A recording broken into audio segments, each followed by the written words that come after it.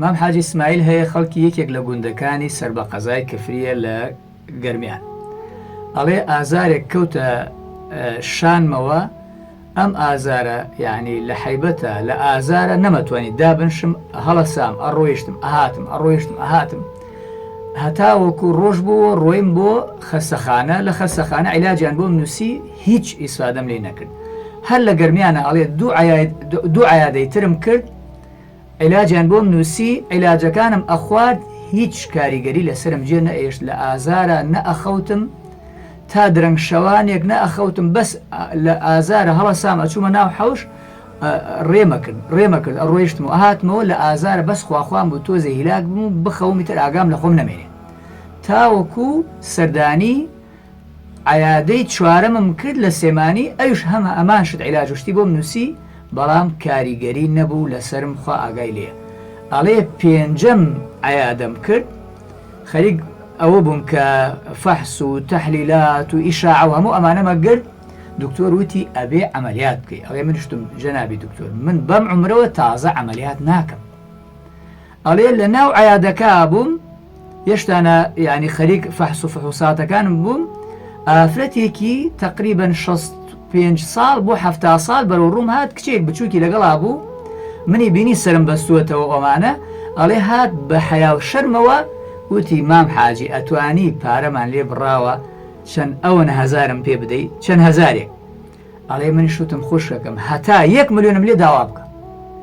وتی نەوەڵا خوات لێ ڕازی بێ خەڵکی یەکێک لە شارەکانی گەرمیانە ئەوی شات بۆ چارەسەر بۆ ئەو عیادە ئەڵێ مەبلەغی پارەم دابی وتی ئەمە زۆرە وتم زۆر نییە وتی ئەمە زۆرە ئەڵێ مەبلەغی پارەی ترم داپی وتی نە ئەوەنە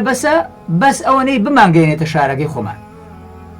ئەڵێ ئیتر یەکێک لە مناڵەکان وتیان ئەمە لەوە چێت قۆڵ بڕبێ ینی ئەوانە بێت کە پارە کۆکەنەوە لە خەڵکی محتاج نین ئەڵێ وتم نە ئەم پارەی بەخشیم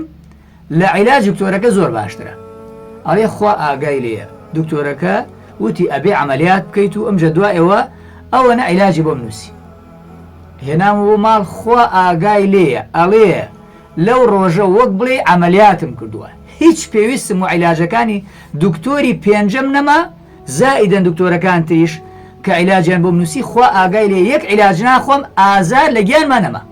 بەس ئافرەتەکە بەلەوەی بڕاوتی یاخوا خوای تەعالا شفات بدە مادام هاوکاری منت کرد وەڵای لە ناو جەماعەتە سیرم کرد سەیتوم کردوتم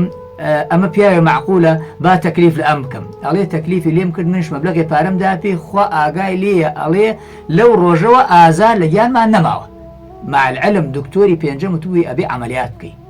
پێغەمبەرمان عەلەیهی سەڵات وسەلام باسی کاریگەری خەیرمان بۆ کە فەرمێ داو مەڕضاکم بالصەدەقە ئەو کەما قال صلی الله علیه وسلم فەرمێ نەخۆشیەکانتان چارەسەر بکەن بە سەدەقە بە خێر بە ئاوردانەوە لە کەسی هەژار و دەستکورت و محتاج ئەوانە بۆی خۆشەویستەکانم مەسئلەی خێرکردن